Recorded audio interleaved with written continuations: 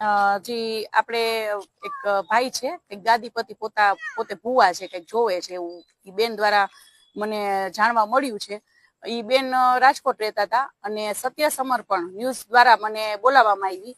બરાબર, એ બેન ત્યાં ગયા હતા. એ બેન કંઈક એના ન્યાય માટે અને એક એના પરિવારનું એ બધું કરવા અને આ ભાઈનું પણ બધું કહેવા ગયા હતા અને એ ન્યૂઝ મારફતે મને બોલાવવામાં આવી. પછી હું ત્યાં ગઈ, પછી બેનની મેં રજૂઆત સાંભળી.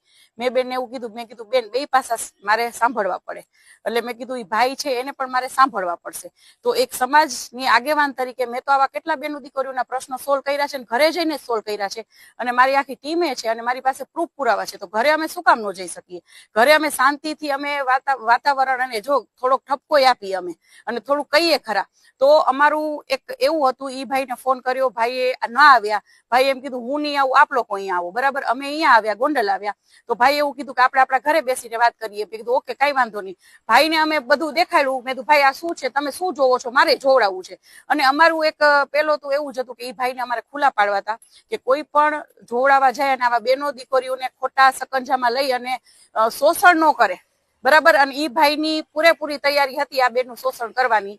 એટલે અમે એને ખુલ્લા પાડવાના હતા. એટલે મેં એનું સાંભળ્યું. પછી ભાઈ માફી માંગવા માંડ્યા, એના દીકરી માફી બધા અમારી પાસે કેટલી બધી માફી માંગી અને કે બેન જાતું કરી દો, એના દીકરીને કંઈક સિઝરિયન છે.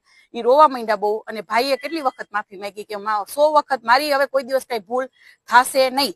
એટલે અમે એની ઉપર વિશ્વાસ કરી ગયા. છતાંય મને એક એવું થયું કે અમે અહીંયાથી નીકળશું એટલે અમારી ઉપર કઈ પણ એક્શન લેવાય ખોટી આ લોકો. એટલે અમે એમને એમ કીધું કે ભાઈ આપ ન્યૂઝમાં આપની માફી પત્ર એક અમને આપી દો. અમારે કઈ વાયરલ પણ નથી કર્યું, પણ બીજી વાર આવું કોઈ બેન દીકરીઓ સાથે આપ કરતા નહીં. બસ આટલી જ વાત હતી. એમાં એટલું બધું ચગાવ્યું અને અમારા જેવા આગેવાન જે બેનો દીકરીઓને ન્યાય દેતા હોય એની ઉપર એફઆઈઆર કરી એ તો કરી, પણ ફક્ત મારા ભેગા ખાલી 2-3 દીકરા વાવ્યા હતા. ખાસ કરીને મારા દીકરા તો મારી સાથે જ હોય છે. તો મારા દીકરા માથે શેની ભાઈ એફઆઈઆર? મારા દીકરા અહીંયા આખું અમારી પાસે ફૂટેજ છે. બરાબર છે, અમે ત્યાં હતા, અમે બેઠા હતા, અમે નથી કોઈ મારકૂટ કરી, અમે નથી કોઈ જાતનું કોઈ એવિડન્સ નથી કે અમારી માથે જે ફરિયાદ થઈ છે એ ફરિયાદ થઈ શકે. તો આ ક્યાંનો ન્યાય? જે ન્યાય દેવડાવે છે એની ઉપર પણ તમે જો ચડી બેસો અને અમારી સાથે પણ જો આવું થતું હોય તો આવી બેનો દીકરીઓ કોની પાસે જશે? એ મારે પ્રશ્ન પૂછવો છે. અને અત્યારે કેટલા બધા રેપ કેસ થાય છે, ન્યાય મળે છે દીકરીઓને?